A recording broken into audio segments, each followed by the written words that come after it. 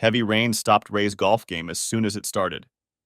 He and the rest of his team stayed outside the clubhouse for a while to see if the rain would let up, but it was clear that it would not. He was disappointed because he really enjoyed playing, and it was the best source of exercise for the week. Of course, it wasn't just heart disease that limited his activity. At age 64, such activities would have been limited anyway. He was still in good shape. He watched what he ate and still did most of the yard work in the modest home he shared with his wife Josie, who had lived with him for 40 years. And so Ray found himself walking through his door a little after 9 a.m., not 12:30 a.m. as he usually did when he came home. He didn't warn his wife about his early arrival. He didn't see the need to do so, and had never done so before when something like this happened. He would just explain when he got home. But he quickly forgot about why he had come early as soon as he opened the front door. And he forgot because there was his wife standing in the hallway. In her 59 years, Josie was still a very attractive woman. She wore her dark blonde hair shoulder length. She looked up when he walked through the door, and instead of taking on a guilty look as he expected, she smiled as she always did, expressing her happiness that he was home. Then, to his surprise, she stepped forward to greet him. "Hello, darling. You're home early." Josie moved to kiss him, but Ray managed to quickly move his head out of the way. His wife looked at him bewildered. "Are you out of your mind, Josie? What's worse is that I don't know where your mouth was. I have a pretty good idea where it was," explained Ray. Josie looked back at the young man, seemingly oblivious to his presence, and realized what she had almost done. "Oh, Ray, of course, I'm sorry. Honey, this is Luke. Luke, this is my husband, Ray." Luke was an inch shorter than Ray, but had the strong build of an active young man in his late 20s or early 30s. He had probably been an athlete in college, or maybe he still was. He had dark brown hair, cut short, and a plain face, neither handsome nor ugly. He stepped forward, and his hand came down on Ray's shoulder. Ray was tempted to respond physically, but held back for now. "It's nice to meet you. Josie's told me a lot about you.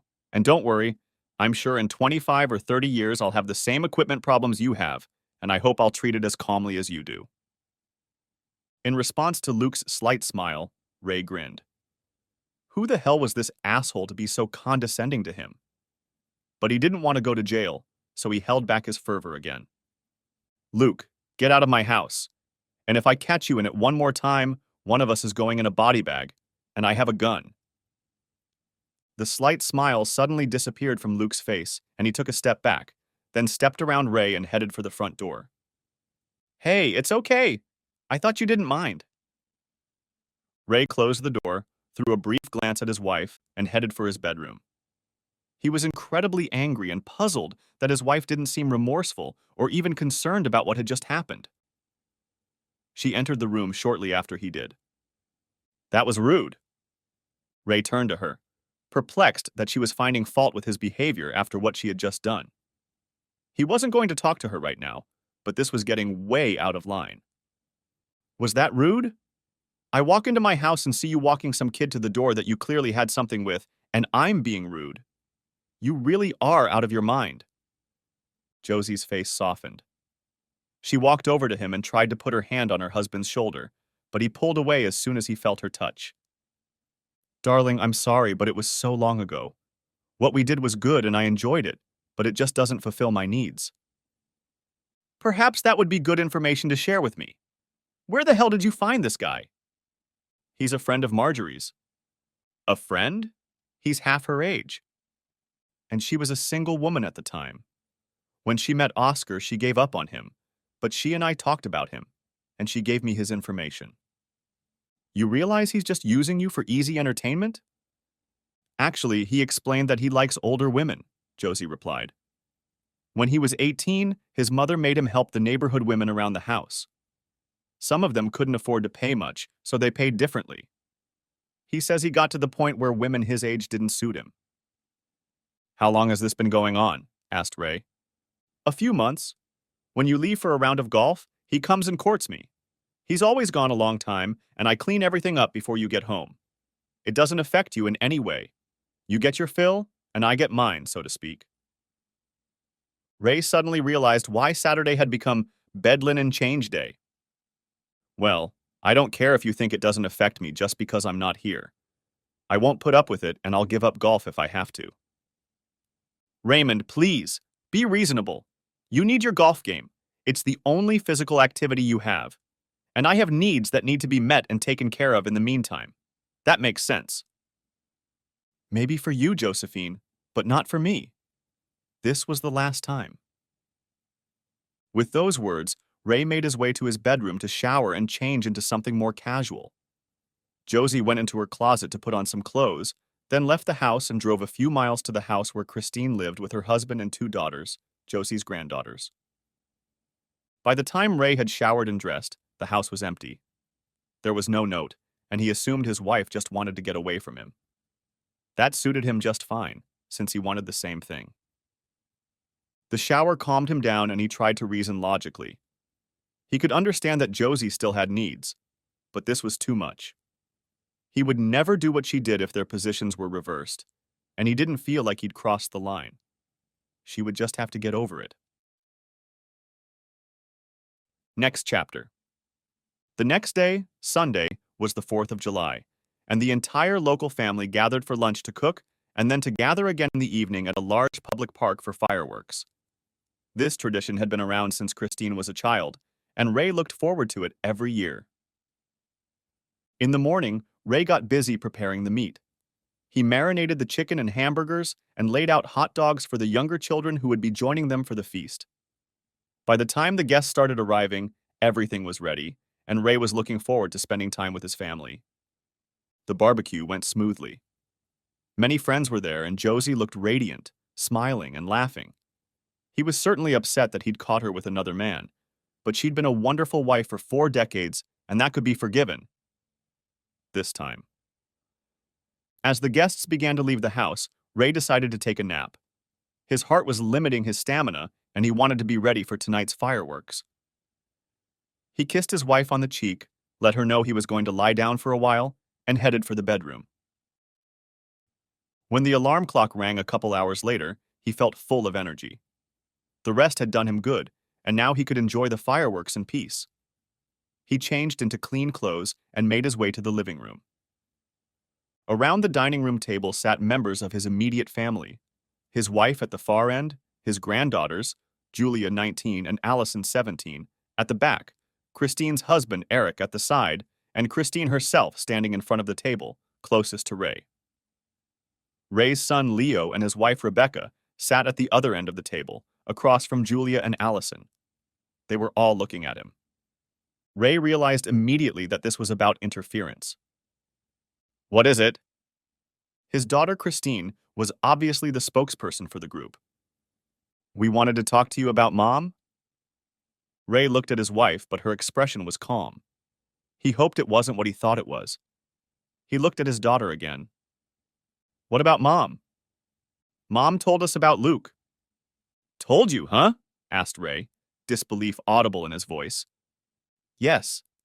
And about your problems? Ray just stared at his wife, shocked that she would share such personal information with anyone, let alone their children and grandchildren. My problems, and indeed this whole story, are none of your business. But Mom's happiness is our business. So you're not happy? Asked Ray, addressing his wife directly. Yes, Ray, I am happy. Please don't think you're not, Josie replied. But she has needs, Daddy, the daughter interjected, and that's not something you can take care of. That's the way it is, isn't it? So you think I'm being unreasonable then? Selfishly by not agreeing to this? We're not trying to label it, Dad. We're just... Look, all we want to say is that since you can't do it, we think you ought to be more favorable to having Mom discreetly take care of this on her own. Ray looked around at the members of his family. Every single one of them were, or at least seemed to be, supportive of his wife being allowed to cheat on him. He may not have changed physically, but in those few seconds, Ray felt he had mentally and emotionally aged 20 years. He'd never felt as useless an old man as he did now. And, he said with difficulty, do you all feel that? He looked them all in the eye, and they nodded in agreement. But Ray thought it was too easy for anyone to just agree. He wanted to make sure of it as best he could. Leo, do you agree with this? Asked Ray, looking his son in the eye. Yeah, I mean, not that you're here, his son replied. And it'll help Mom. Eric? Asked Ray, turning to his son-in-law, Christine's husband. Ray had never known him to go against his wife, and certainly didn't expect him to start doing it now. I don't think this is going to be a big problem, Ray. Rebecca? Said Ray, catching a glance from his sister-in-law, who seemed to be almost hiding behind Leo. Oh, Dad, I don't really, she said, trying to evade answering. Ray had always found it interesting that even after 20 years, Eric still called him by his first name, while Rebecca had almost immediately started calling him Daddy. Nonsense, Rebecca. You've been a member of this family for 3 years now. Besides, you're a grown woman, and I'd be interested in your opinion. Well, it seems like it would be okay. I mean, as long as she's careful and cautious. Finally, it came to his granddaughters. They were of a very different generation, and he suspected they had a very different attitude. Infidelity in marriage seemed commonplace, almost expected these days, but he still doubted they would go against him. They had spent so many wonderful hours together. He often attended concerts and constantly pampered them at the mall. Would they really go against him? What about you girls? Oh, Grandpa, we don't have to be a part of this. Oh, come on. You're both adults. Well, almost. And I'm sure you have some thoughts. Julia and Allison looked at each other, then at Mom and Dad, who seemed to be urging them to speak up. At that moment, Ray realized what they were about to say. Whether they believed it or not, Mom had clearly convinced them to speak out in favor of Grandma. Well, I mean, Julia, the oldest, said, that a lot of our friends don't mind their boyfriends and girlfriends being with other people. It's just sex. Ah, the cry of the infidels. It's just sex. Ray had assumed it would come out at some point, and here it was, though he was surprised it had taken so long. His wife was willing to go so far to get her way, to have fun with her boy once a week. Ray suddenly realized it was pointless to argue. She would probably find a way to do it regardless of his opinion or feelings. Everything that had gone before was gone, and it was never coming back. He looked at Josie, who was watching him expectantly. It's like this, Josephine. Majority rule. I think you'll get what you want. His wife's face lit up as if her fondest wish had come true, and perhaps it had. Ray just turned and walked toward the front door. He only made it a few steps before he heard his wife's voice calling his name. He hoped that maybe she had changed her mind after seeing how it affected him and turned to face her. But that didn't happen. Can I tell Luke you were joking about the body bag? Sure, whatever you say. I'll take the car. But Dad, Leo exclaimed, it's already time to go to the fireworks. Go without me, Ray replied. I don't want to go anymore. It was quiet as Ray walked out the front door, but as soon as the door closed, he heard the sounds of celebration. He looked back through the front window.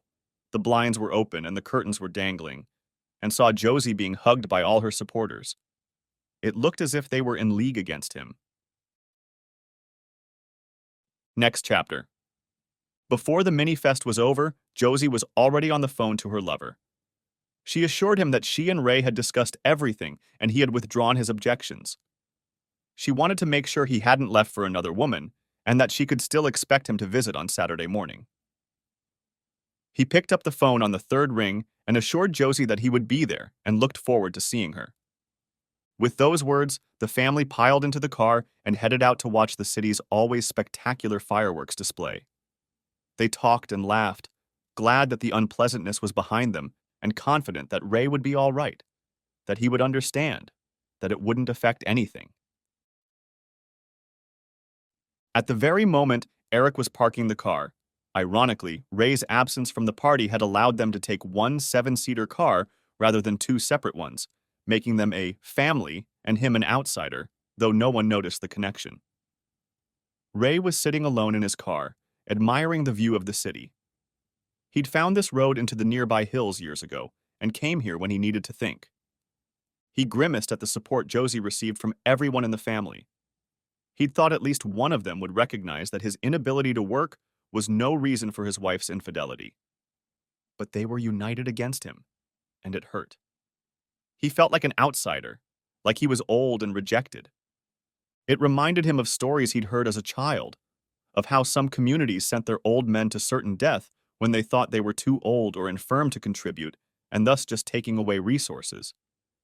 He just got in the way and was driven out. All he wanted to do was sleep, but sleep got in the way. It was past midnight when he finally returned to the house.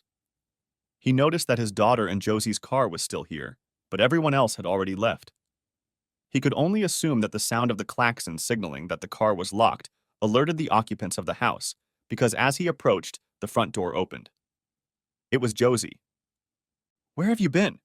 I was so worried." Ray simply walked past his wife without saying a word. He noticed his daughter sitting on the couch, watching him with interest. "Why are you here?" he asked. "Mom was worried when you were gone after the fireworks. Everyone else had somewhere to go tomorrow morning, so I stayed with her. You could have at least answered the phone." Ray looked at his phone and remembered that he'd turned it off when he'd gotten to the mountain. He didn't want to be disturbed. "Well, as you can see, I'm fine. You can go home now." Christine was stunned. Her father was the kindest and most polite man she had ever known, and she had never known him to speak to anyone like that, much less to her, his little girl. She watched him as he walked to his bedroom until the door closed between them, then picked up her purse from the table and kissed her mother goodbye. By the time Josie finished packing and entered the room, Ray was asleep. Next chapter. For the whole of the next week, the house was quiet. Josie knew that, despite her tacit agreement, Ray wasn't thrilled with what she was doing with Luke. But she believed he could get over it because he loved her, and she was sure that in time he would forget about it, or at least put it out of his mind. For Ray, it was a complete ruin of his life. He had been a devoted family man for 4 decades, but that didn't stop his entire family from casting him aside when his presence became inconvenient. The simple fact that Josie had even sought support from her family over his infidelity had ended his marriage, Ray thought. The fact that all of them, every single one of them, had turned against him was the death knell for his family, or at least for him to be a part of it. For years, he had put everyone else first. That was about to change now. As he had every Saturday morning for the past several years, Ray got in his car and drove to the country club to meet his foursome. It was a group of 8 older men who booked 2 golf outings each and then mixed foursomes each week. Ray struggled to concentrate on his game, knowing what was going on in his house, and he had no doubt what was going on. It wasn't his worst performance, but it was his worst in a long time. He tried to smile at the good-natured taunts, but it wasn't easy. Next chapter. Meanwhile, Josie, back at her house, watched Ray get into his car and head out for a 7 a.m. golf game. She tried to express her affection and kiss him goodbye, but he remained silent. She hated to realize that her husband had been hurt, but she put it out of her mind as soon as Luke pulled up to the walkway. She asked him to park at the end of the street and around the corner. She thought parking in front of the house was too blatant and would attract the attention of the neighbors, but there was nothing she could do about him coming to the door. She let him knock before opening the door and then invited him in. And then Luke easily picked Josie up in his arms and carried her into the bedroom. By 12:30, Josie was more than satisfied that her home was in pristine condition and ready for her husband, who should be home at any moment. She had her needs met and was ready to devote her full attention to Ray for the rest of the week. He usually came home between 12:30 and 1 p.m. When he didn't show up by 2 o'clock, she became concerned, but not too concerned yet. By 3 o'clock, she became concerned and tried calling his cell phone. It went straight to voicemail. By 5 o'clock, after making several calls and sending several texts with no response, she began to worry. Finally, at 7 o'clock, after sitting for another 2 hours with no response from her husband, she called her daughter. She explained the situation, and within minutes, Christine and her husband were in the living room with their granddaughters, Josie. Eric drove to the country club to get some information. All they could tell him was that Ray had been there and left a few hours ago. Christine called the police and found out that there was no record of any incidents involving Ray, and that they could not file a formal missing persons report at this time. But they would write down his name in case they knew anything. Christine thanked them and hung up, unsure if anything would work. There was no one else to call. Josie didn't know any of the men he played golf with, not to mention she didn't have any of their phone numbers. There was nothing left to do but wait. It was nearly 11 o'clock at night when Julia, sitting at the front of the house, reported that she had just seen headlights in the driveway. Sensing that a confrontation was imminent, she and her sister hid in Mom's old upstairs bedroom. Eric, who was always up early, had long since tucked himself away in Leo's old room. Only Josie and Christine remained to meet Ray. Ray walked through the front door, not surprised to see his wife breathing fire in the hallway, and only a little surprised to see his daughter in the living room. He'd seen her car outside, but thought she might be leaving her and Josie alone together. She must be supporting her mother in her strange position with all her might. "Where have you been?" hissed Josie. "Playing golf," Ray replied calmly. "Not for more than 12 hours, you weren't." "That's true. After golf, I had lunch at the clubhouse. The piccata chicken they have is very good. Then I went to see a new movie with Dwayne Johnson. It's a little formulaic, but I liked it. After that..." "Damn it, Raymond. I don't want to know all the places you went." "Well, you asked me where I've been," muttered Ray. "I want to know why you didn't come home after golf like you usually do, and why you didn't answer the phone." "I didn't answer the phone because my phone never rang," he replied, showing his wife that his phone was off. "And I didn't come home because I wasn't going to be in this house at the same time as your buddy." "That's ridiculous, Raymond. Nothing has changed. We were done, and I cleaned the whole house long before you were done playing golf. You had no reason to come home late at all, let alone be gone all day." "That's how you look at it, Josephine. I just wasn't going to risk even being exposed to its consequences. Let me reiterate that I will not be in this house at the same time. It's getting late, and I'm going to bed." Ray walked past his wife, gave his daughter a hard look, but said nothing as he made his way to the bedroom. He expected one of the women to follow him, but none of them did. As he prepared for bed, he heard other voices in the hallway and realized that Christine's entire family had gathered in the house. Great. By the time Josie said goodbye to everyone and went into the bedroom, Ray was already asleep, or at least pretending to be asleep. Josie couldn't be sure. She wondered if she should wake him up so they could talk some more, but instead, she just went back to bed. Next chapter. The next weekend went much the same way, although this time there were no calls or texts. Josie just accepted the fact that Ray would be gone all day and took the opportunity to get the house in order. When it got late, however, Josie began to worry that she would be home alone, so she called Christine, who agreed to come over and keep her company until Ray got home. Eric and their daughters stayed home. Ray arrived again around 11:00 and was surprised to see Kristen's car parked at the curb.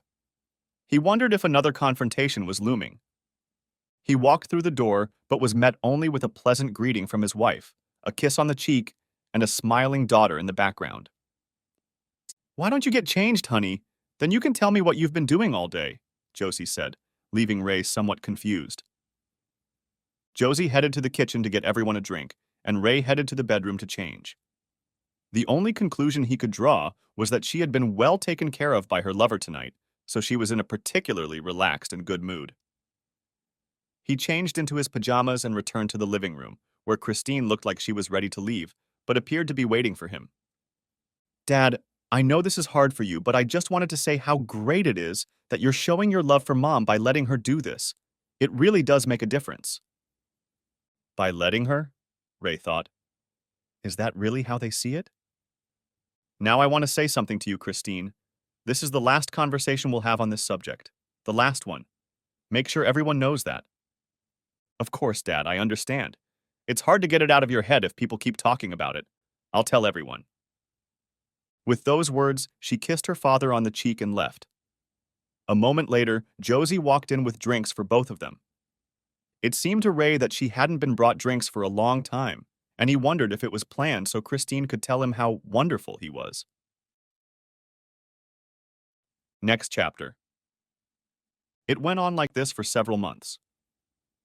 Josie continued to enjoy her physical relationship with Luke, and Ray found new things to do. He still played golf every Saturday morning and, of course, watched all the movies that interested him, but he also tried to diversify his activities. He bowled, miniature golfed, and even tried his hand at arcade games. He wasn't very good at anything, but he enjoyed himself. Life at home was quite normal, though the subject of Luke was carefully avoided. They had dinner together every night and had pleasant, albeit ordinary, conversations. The intimacy they shared had changed. Josie, believing that her relationship with Luke had no effect on her marriage, continued to express her love and affection to her husband, and if she noticed that he rarely reciprocated, she said nothing. Perhaps Josie had simply gotten too comfortable with the situation. Perhaps the fact that Ray didn't talk about Luke at all led her to believe that he was more comfortable with it than he really was. Whatever the case, when Thanksgiving came, Ray was in for a shock. "Mom, Luke's here." It was Christine calling from home. Ray was sitting in his chair reading the newspaper, yes, the print version, very old school, when he heard the message. If he had been drinking anything, he would have splashed it on the floor. "Oh, good," remarked his wife. "He hasn't decided exactly what's coming yet." Ray pulled the lever that lowered the footrest and jumped, as best he could, off the chair, which got Josie's attention. "What the hell is he doing here?" hissed Ray, thoroughly annoyed. "I invited him over for Thanksgiving," Josie replied, as calmly as possible. "He has no family in town and nowhere to go. I told you I wouldn't be in this house at the same time as him. You know that's why I'm not home all day on Saturdays. And now you're inviting him to my house for a family reunion?" "It's my house too, Raymond, and he doesn't come here for fun. It's no different than when the kids were growing up and their friends came over. It's just a dinner party, and I expect you to be on your best behavior." And then Josie turned and headed for the front door to greet her guest, effectively dismissing her husband and proud of herself for standing up for her. Well, sure, they were lovers, but she also considered Luke her friend, and she thought it was a perfectly appropriate gesture towards a friend. She met Luke at the door and introduced him to her children and their spouses and granddaughters. Taking his hand, she led him into the living room to greet her husband. She started talking before she even rounded the corner. "Luke, you remember my—" But Ray was gone, or at least not the chair he'd occupied just a few minutes ago. She looked around but didn't see him and assumed he might have gone to the restroom. She started to get ready for the bedroom when she heard the garage door opener motor humming. She walked to the kitchen and garage door just in time to see the door start to lower and Ray's car pull away. "Was that Daddy driving away?" asked Christine to her mom. "Yes, that was him." "Where is he going?" "Who knows?" Josie replied in desperation, stomping toward her bedroom to gather her thoughts. Luke approached Christine as Josie was closing her bedroom door. "Is there anything I can do? Would it be better if I left?" he asked. "No, Luke, it's okay. This is your father's problem, not yours. You're always welcome here." "I just don't want to be the cause of trouble, but if you're sure—" "We know, Luke, and we appreciate it." The family and Luke chatted over their meal. Luke, as a new person, was the center of attention, but he showed interest in the family as well. After the meal, he joined Leo and Eric to watch soccer while the ladies went shopping. No one noticed Ray's car drive by. The festivities were long over. It was nearing 10 p.m. The house had been cleaned, the dishes washed. The ladies had returned from a shopping trip with a few items, but nothing major. Leo and Eric had fallen asleep on the couch and Ray was still nowhere to be seen. Christine woke her husband and children and told them to go home, intending to wait for her mother and stay the night. She always kept a few things here, nightgowns and a change of clothes, so that she could spend the night at her parents' house if necessary. Leo and Rebecca left as well, and Christine stayed behind to wait with her mom. Ray finally arrived at almost midnight. He hoped Josie had already gone to bed, but she was waiting for him. She started toward him, but instead of stopping like he usually did, he just walked past her. He walked over to his chair and continued reading the paper, as he had been doing before he was interrupted. If he thought Josie would back off, he was wrong. "Where have you been all day?" she practically shouted. "I went to Denny's for Thanksgiving dinner and then spent the rest of the day at the movies." "We had a lovely dinner right here, Raymond. Why on earth would you go to the Denny's?" "It's not about the food, Josephine. It's about the company." "I can't believe a 64-year-old man can't be polite to a guest I invited into our home. I would never treat someone you invited like that."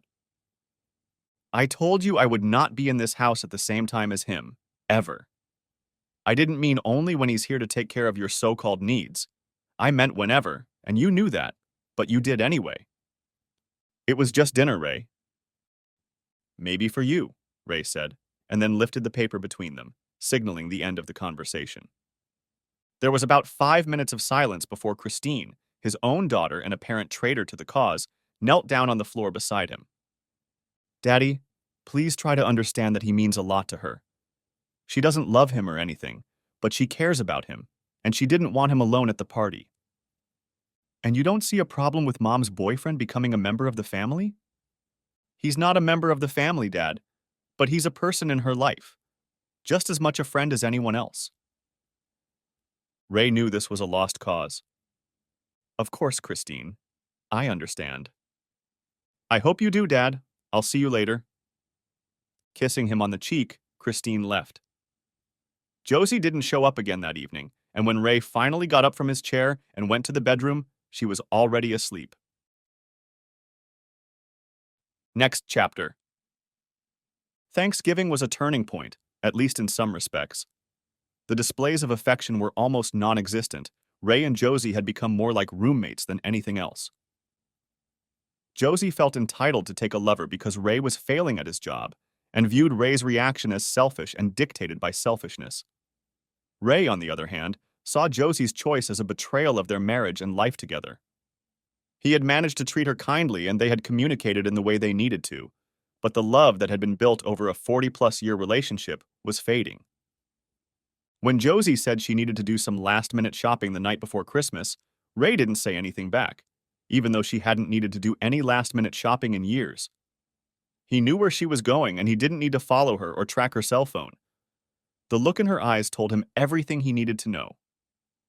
Whether she just wanted to exchange gifts or wanted something more, he didn't know, but he knew she would have a private holiday with him.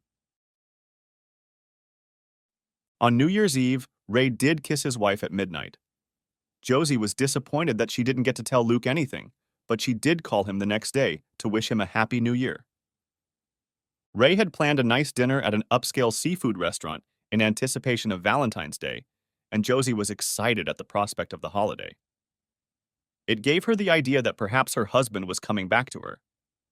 But Ray was tormented by a vague suspicion. Josie's desire to spend the holidays with her lover made him think of Valentine's Day. After all, it's Valentine's Day, and Ray doubted Josie would let him spend it without seeing Luke. So he decided to leave the office for a while and stake out his house. He parked at the end of the street so he could get a good view of the front door and the surrounding streets. Sure enough, he saw Luke park around the corner and walk down the sidewalk. Ray half expected him to just go inside, but he knocked and waited for Josie to let him in. Ray doubted they were just going to talk. This was their private Valentine's Day celebration. Obviously, they weren't just buddies anymore. Dinner that night was low-key. Josie had gone to it with a positive attitude and hope for a renewed relationship with her husband, but the uplifted mood he had displayed over the past few days was gone. Josie was disappointed but tried to accept it, wondering what could have caused such a change. When they didn't have small children, Easter was mostly just an excuse for a big family dinner. They'd hide a few eggs around the yard, but they were big plastic eggs, and they usually had a gift card or something in them. It was just a little fun to get into the holiday spirit. To Ray's relief, Luke wasn't invited, or at least he didn't show up. Josie had at least honored that request since that Thanksgiving, but Ray knew she had come to see him on other days besides Saturday morning, and probably more often than he'd realized. She'd arranged it for Valentine's Day and could certainly do it on other days as well. After the morning festivities were over, Ray announced that he was going to lie down. True, he was a little tired, but nothing he couldn't handle. He just wanted to avoid dealing with the family that had betrayed him. He couldn't avoid them altogether, but he could limit the amount of time he spent with them. It was a beautiful day, and he opened one of the windows that overlooked the backyard. A cool breeze blew into the room. Unfortunately, so did Josie and Christine's conversation. "So, how's Luke?" he heard his daughter ask. "Shh, not too loud. I don't want your father to hear." "Good, good," Christine replied, lowering her voice, but still loud enough for Ray to hear her. "I just can't believe my mom has a boyfriend 10 years younger than me." "He's not my boyfriend, Christine. He's just—" "Come on, Mom. You have fun with him 2 or 3 times a week, and you two also go out to dinner. You may not want to use the word boyfriend, but he still is." "Okay, fine. He's my boyfriend. I just want to be considerate of your father's feelings." "I know, Mom, and I love Dad too. You know that. And I don't want him to get hurt. But let's be honest. He's an old man, and you're a young woman." "He's only 5 years older than me, Christine." "In physical age, yes. But you're an active woman, and he can barely get through a day without sleeping. You've earned it. Frankly, I'm a little jealous that you can start dating again." "Does anyone else know? I mean, it's not just Saturday morning?" "Leo, Eric, and Rebecca know. I don't let the girls in on it."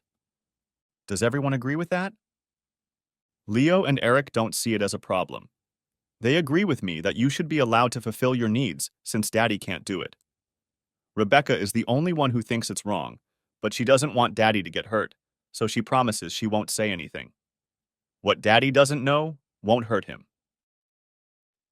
Listening to the depths to which his wife's betrayal had sunk, and how the daughter wholeheartedly supported her mother's having a boyfriend, ignoring what she said about him, Ray felt the last vestiges of love and affection for them leave his heart. Although he had made many preliminary preparations, but because of his love for his family and his long marriage to Josie, he had not gone too far. Now it was time to begin the final process in earnest. Ray slowly closed the window and climbed into bed. Next chapter. Over the next few months, Ray's relationship with his wife and daughter deteriorated. Things were no better with his son and son-in-law, but he tried to mend his relationship with Rebecca and his granddaughters based on Christine's words about Rebecca and his belief that the granddaughters were simply too young to understand the situation. Mother's Day. Every family has its own traditions. For this family, Mother's Day was organized in the form of a sumptuous brunch at a local French-inspired restaurant. The food and service were excellent, and the prices reflected that. When the children were young, Ray took his family to celebrate Mother's Day and his wife. When the kids got older and started working, they took charge of the celebration. They did the same for Father's Day. This family was different from most in that the other parent did not participate in the celebration. Years ago, Ray stopped going to Mother's Day, and Josie stopped going to Father's Day. They let the kids celebrate with the respective parent and express their feelings later. But Ray had some sort of premonition, triggered by the events of the past few months. So while he usually used his free time to read or do something else, this morning he got dressed and drove to the restaurant. Josie had been gone for about 30 minutes, so he knew she'd be there. He wasn't going to participate in the brunch or even make anyone aware of his presence. Moreover, he doubted he'd even have to get out of the car. He walked across the restaurant parking lot, easily finding Christine and Eric's car, then Josie's car, then Leo and Rebecca's car. He was beginning to hope he was wrong, until he saw what he was looking for, but hoped he wouldn't find, nestled in the corner of the parking lot. Luke's car. Ray had seen it enough times and memorized the license plate number. His wife, or maybe his daughter, had invited a lover, boyfriend, whatever, of his wife to attend a family function, knowing Ray wouldn't be there. Despite everything that had been done so far, and the fact that Ray's love for his wife had essentially faded, this new betrayal made him furious, and whereas before he had intended to restrain his actions, Now he had no such intentions. Ray went back to his house, grabbed his golf clubs, and headed to the local golf course. He took a few strokes, losing count. By the end, he was exhausted. The strokes weren't getting very far or very accurate, but he felt better. He drove home, going to take a nap. They thought he was useless, unable to make it through the day without sleep. He let them continue to think so. Josie met him when he walked in the door. He wondered if she was having a private celebration with her boyfriend, though he didn't really care anymore. It still hurt, but that was different than caring. As he entered the house, he wondered if she'd admit to inviting Luke over if the opportunity presented itself. "How did you celebrate Mother's Day with your family?" asked Ray, putting a slight emphasis on family. "It was wonderful, Ray. Thank you for asking. I had a wonderful time with the kids," Josie replied. She didn't mention Luke. Did that mean that she and the rest of the family considered him family, or did she just choose not to mention him? Ray decided he would never find out. He went to his bedroom and dozed off. Next chapter. Soon it was the 4th of July again. Josie was always in a good mood, and Ray knew why, of course. He had been here for almost a year now, and no doubt Josie thought she had succeeded. She had a husband to support her, and a young boyfriend she met with a few times a week. Her life, in her opinion, was almost perfect. Luke had taken a new job where he worked evenings, which allowed him to spend a few daytime hours a week with Josie. It didn't pay much, but she wasn't with him for the money. Not wanting to wipe Ray's nose, to be completely honest, she just didn't want to get caught. They avoided Josie's bedroom on all occasions except Saturday mornings. That meant they used Luke's apartment or rented from friends if that option wasn't available. After all, he had roommates. The hardest part for her was excluding Luke from participating in activities. She didn't bring it up with Ray again and didn't think he would change his mind. It was the only thing she was unhappy about. She had hoped in the beginning and continued to hope now that Ray and Luke could become, if not friends, at least buddies. They gave her different things to do, so they couldn't compete, in her opinion. She spent her days with Luke, and her evenings and weekends, well, almost all of them, with Ray. She couldn't see why it wouldn't work together. So she reluctantly invited Luke over for a family barbecue and a trip to the fireworks. The family arrived early to help prepare the food. Ray tried to be conspicuous and active, so there would be no doubt later that he was tired. He kept a close eye on the crowd, wondering if Josie would sneak Luke in, but he never showed up. As the day went on, Ray pretended to get more and more tired. Okay, not all of it was pretending, but a lot of it was definitely. Maybe he was faking it too thick, because Josie seemed to notice it and walked over to him. "Honey, why don't you lie down to rest before the fireworks?" she suggested softly. The hardest part about this whole situation was that he knew Josie loved him and genuinely cared for him, and that made it even harder to do what he was about to do. "I'm not going to the fireworks, so I thought I'd just enjoy the day with my family and go to bed early," Ray replied. "Are you sure about that? You missed them last year, and before that you always looked forward to them," Josie remarked, genuinely concerned that he was missing them again. "I'm sure I do. I guess I'm just getting old. But I'm sure everyone will have fun without me." "Good if you're sure." As soon as she left him, Josie immediately went in search of Christine. Ray watched her as she made her way through the crowd, searching for their daughter.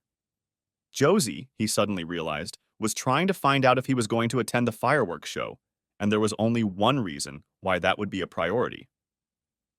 She planned to invite Luke to join them for the fireworks. Not that it mattered, but the latest betrayal hurt.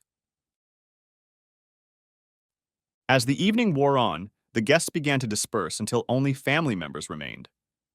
Josie, Christine, Leo, and Eric stopped by at one point to ask if he was sure he didn't want to join them for the fireworks, and all expressed that they would miss him when he said he was staying home. Ray saw that this was the case and realized that his family was lost to him.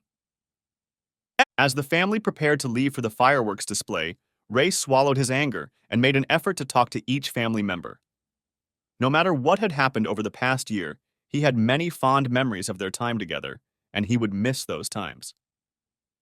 Most of all, he hugged his granddaughters. Ray watched melancholically as the family happily climbed into Christine's minivan. It was clear that no one missed him. He put them out of his mind and went on about his business. Next chapter. The family returned a little later than usual, so Josie could have some alone time with Luke. He thanked them for the invitation, especially since he had no family or loved ones nearby. Although no one but Josie spent much time with him, they had come to consider him a member of the extended family and were thrilled at how happy he made Josie. They said goodbye in the park, as he obviously couldn't go back to the house with them. Once inside the house, they tried to be quiet, not wanting to disturb Ray. They poured drinks and gathered around the dining room table to socialize a bit. It was probably 45 minutes before Josie remembered Ray and asked her son to go check on him. Leo obediently got up from the table and slowly walked to the bedroom. He didn't find Ray asleep in bed, but he did find the covers pulled back, revealing white sheets underneath. Josie had always insisted on white sheets. On those sheets, Leo discovered Ray's wedding ring and a flash drive. It didn't bode well. "He's not there," Leo said as he left the bedroom. "What do you mean he's not there?" his mother asked. "No reason, Mom.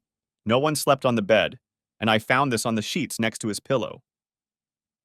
Not fully believing her son's words, Josie went into the bedroom and looked for herself. It was true. The bed was unused, and her husband was nowhere to be seen.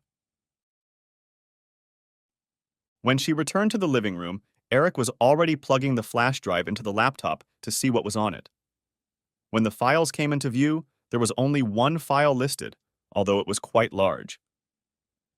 Eric glanced at his mom, and she answered him with a nod. He double-clicked on the file. The computer's video player came to life, and Eric unfolded the image to the full screen. At first, it was just a blank wall, but they could hear voices. After a few seconds, Ray walked over to the camera. "Is it recording?" he asked the unseen cameraman. "Yes," a female voice replied. Ray looked at the camera. "Good evening, everyone. If I timed it right, you're watching this a little after 10 p.m., having just returned from the fireworks display." Everyone reflexively looked at the nearby clock and saw that it was almost 11 o'clock because they hadn't bothered to check on Ray when they got home. Right now, as you're watching this video, I'm sitting on an airplane that's flying through the air and won't land until it's well outside of the United States. In case you're wondering, I'm not coming back. "No!" screamed Josie, bursting into tears. "You betrayed me!" the video continued. "Every single one of you. My wife, who had my love and support for over 40 years, who never had to work a day in her life other than raising our children, discarded me like garbage for a guy half my age just because he's fun to be with. And when I had the nerve to object, she turned the whole family against me. I would have thought 40 years of loyalty, devotion, fidelity, and support would mean more to you, Josephine. I believe I have earned it. Your wants, and I think we all know they were actually wants, not needs, but your wants should have taken a back seat to my feelings. It was bad enough that you did it behind my back, but the fact that you got your family on your side was even worse. I felt like I had been stabbed 7 times in the heart that day. Christine, your betrayal was just as bad as your mother's betrayal. As a child, you were always Daddy's little girl. We did everything together. That you supported your mother in cheating on me, in adultery against your own father, broke my heart even more than what your mother did. Even if I hadn't heard you say that I was an old man who didn't deserve a faithful wife, my heart would have been broken completely. I didn't say that, said Christine aloud. Never. Leo, Eric, you must be the biggest idiots in the world. Do you realize that you just gave your wives permission to cheat on you? Leo, I doubt Rebecca is capable of that, but some of the things I've heard from my daughter should worry you, Eric. All she has to do is find a reason to claim you're not satisfying her, and she'll leave. She's already told her mother how jealous she is of her. Eric looked at Christine, who shook her head negatively as Ray's words poured from the speaker. No, baby, I've never said or done anything like that. It's not like you can object, Ray continued. You've already said that it's perfectly okay for Josie to do it, unless you meant that it's okay just because it's not you who's being cheated on. Isn't that right, Eric? You were totally okay with being cheated on? I bet when it's your turn, you won't be so cooperative. And I'm willing to bet that Christine is already in denial that she would do something like that. But ask her, if she thinks it would be wrong for her, why was it okay for her mother? Her answer will be eloquent. Eric paused the video and looked at his wife. Did you say you were jealous of your mom? He finally asked. I don't remember exactly what I said. All I know is that I was glad my mom would be able to go through this phase of a new relationship and getting to know you. So you want to get to know someone again? Continued Eric. No, baby. Please don't think about it too much, okay? I love you and I don't want to be with anyone else. Unless I can't perform, right? Honey, can we talk about this later? Right now, we need to focus on mom.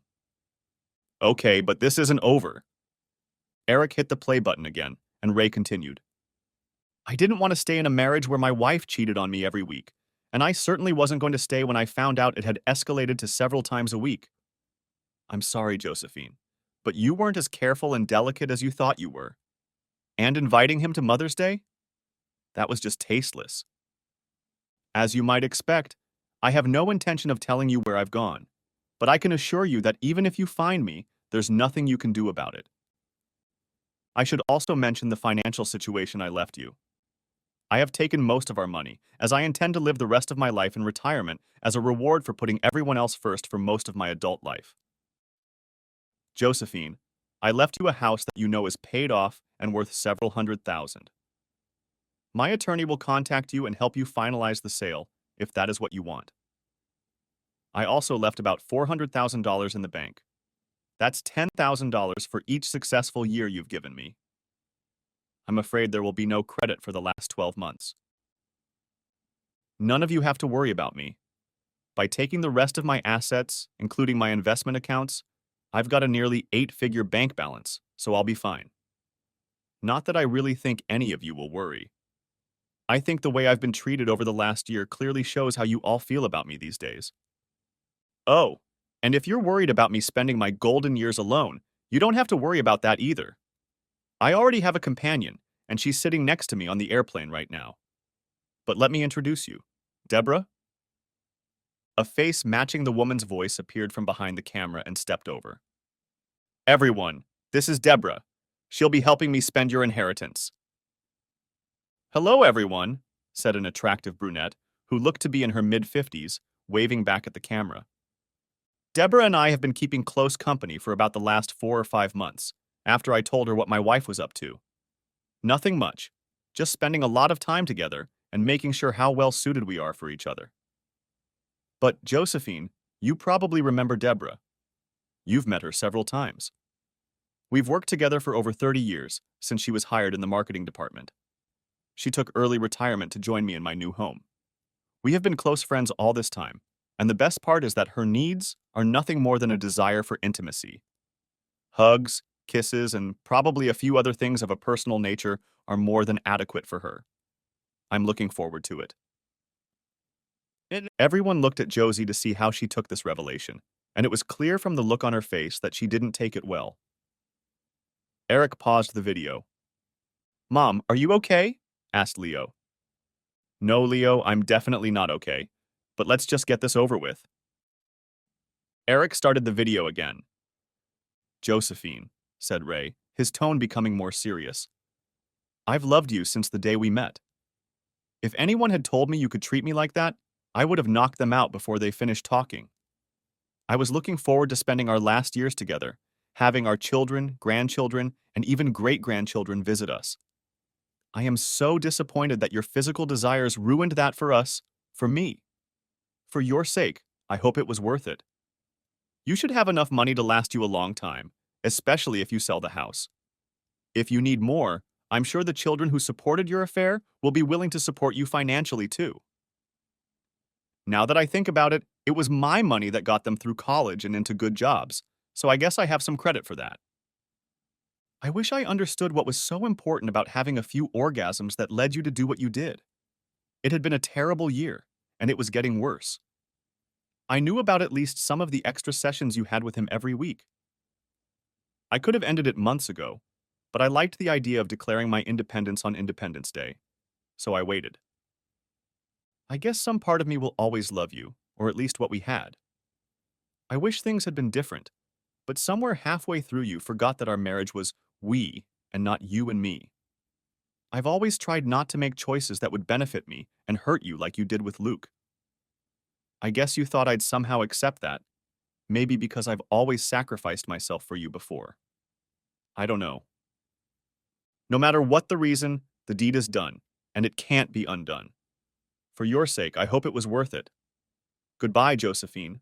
I will miss you, and what we could have had. Ray looked directly into the camera as the screen faded. Everyone in the room was in tears, though some more than others. None of them thought Josie and Luke's relationship would push Ray away. He had always agreed with Josie in the past and thought that would be the case here as well. Deep down, no one thought he had the guts to do anything but accept it. Tired, they all stayed the night at Josie's house. She needed their support. Next chapter. Epilogue. Rebecca was cleaning the kitchen when the phone rang. It was only her husband, Leo, and some other unwanted calls calling her. She looked at the screen. The number was blocked. That seemed strange enough to her, so she decided to answer it. Hello? Rebecca, it's Ray. Oh my God, Ray, how are you? Where are you? I'm fine, Rebecca, just fine. I'll keep quiet about where I am for now. More importantly, how are you? I'm fine, Dad, but I have some news. I'm pregnant. Congratulations. How far along are you? Only a couple months. We found out right after you left. I can't believe you've been gone almost 3 weeks. Yeah, time flies. By the way, thanks for calling me Dad. I thought I'd lost that title. Not with me. You know, Dad, I owe you an apology. I should have spoken up. When everyone confronted you that day, and you asked for our opinions, I should have said I thought it was wrong. But I was a new member of the family, and I was afraid. I had that feeling, but I don't think it would have made any difference. Josie and Christine seem to really want it to happen. Consider yourself forgiven. Thank you, Dad. It was very important to me, especially since I hope to have both of my child's grandfathers in his life. Ah, will you be in his life? We'll see, honey. I'm not going back to the States, but maybe we can work something out. I'd love to see you and the baby. Well, how is it going? In a word, strained. Josie's out of sorts most of the time, though that doesn't stop her from seeing Luke a few times a week. Christine and Eric are having problems.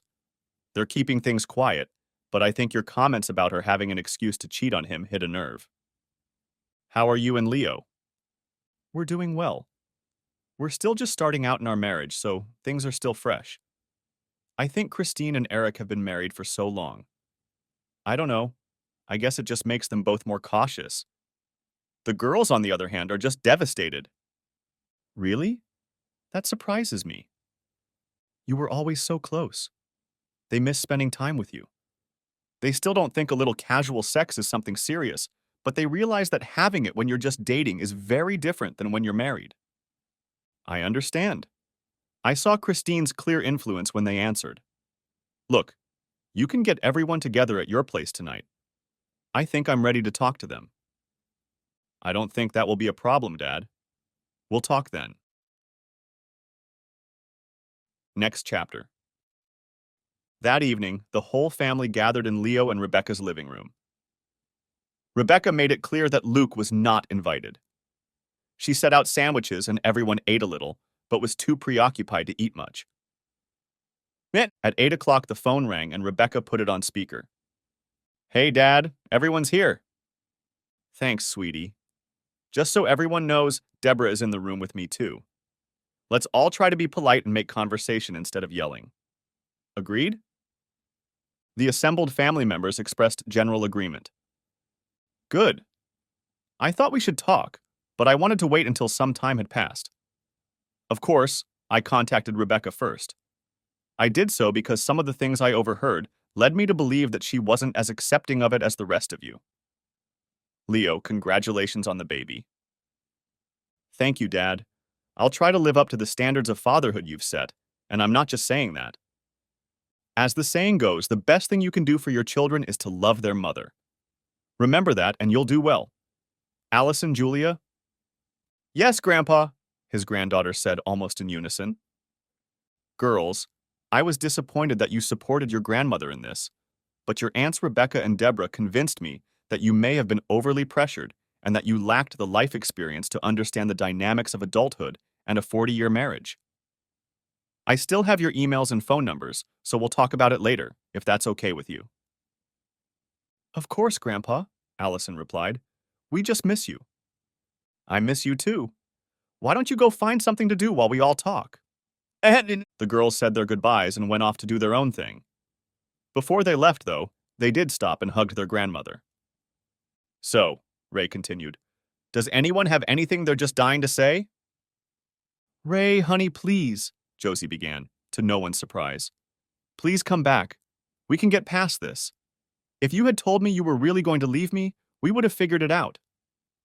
Why did you have to go that far, Josephine? I told you I wouldn't accept it, and you turned to family for support. Then you started inviting him to family events and seeing him several times a week. You replaced me with him, at a time when you and I were barely roommates. You let it happen, and I finally got tired of it. But you never said anything else. I thought you'd accepted it, realized it was just something I did. It drove a wedge in our marriage, and there was no suggestion that it would lead to anything but that. From the moment I realized what you were doing, and you chose him over me, our marriage was doomed. I'm sorry, Ray. Can't we? No, Josephine, we can't. Even if I wanted to, which I don't, I made a commitment to Deborah, and I intend to honor it. What about your commitment to me? You took it first. Yes, I did, and I will still honor it. But as far as I'm concerned, when you broke yours, you released me from yours and allowed me to take a new one, which I did. Everything fell silent, and only Josie's sobs broke the silence. Josie, Ray spoke softly, I'm sorry, but there's no point in continuing this conversation. Whether you wanted to or not, you've cast me aside. There's no going back. Without another word, Josie stood up and left the room to take refuge in Christine and Eric's room. Kristen blurted out, That's very nice, Daddy. Did you call just to hurt Mom and make her cry? All because your ego couldn't handle another man making her feel better than you? I guess that's how you see it, Christine. Eric, how is your ego doing? Is it ready to accept that another man makes your wife feel better about herself than you do? Christine lowered her hands rather abruptly under her husband's intense gaze. Throughout their marriage, Christine had been the dominant one, and Eric, like many husbands, had gone along with her. But in the past few weeks, a significant shift had occurred, and Christine realized that her marriage was in serious danger. You can't support another woman's right to cheat on her husband without feeling guilty by association. No, Ray, that's definitely not true, and you were right. I never thought of it in those terms. My wife and I have some pretty serious problems after all this. I understand, and let me say this, for what it's worth. Fight for your marriage before it's too late. You love each other, but you've started to take each other for granted. I noticed this even before this whole mess started. Don't let it end, but let it be a catalyst for change. You are a team. Remember that. Josie didn't. There was a long silence, mostly because no one else had anything else to say at this point. Then, in a voice almost like a little girl's, Daddy, Christine said, is it okay if I talk to you alone? If it's okay with everyone else, it's okay with me. Christine looked around. No one objected, so she picked up the phone and retired to the spare room, closing the door. Dad, I'm scared. Eric was talking about divorce and at least counseling. What am I going to do? You're going to fix this, Christine. It's what you do. Your girls are grown up, at least for the most part. Now put the time you spent raising them back into your marriage.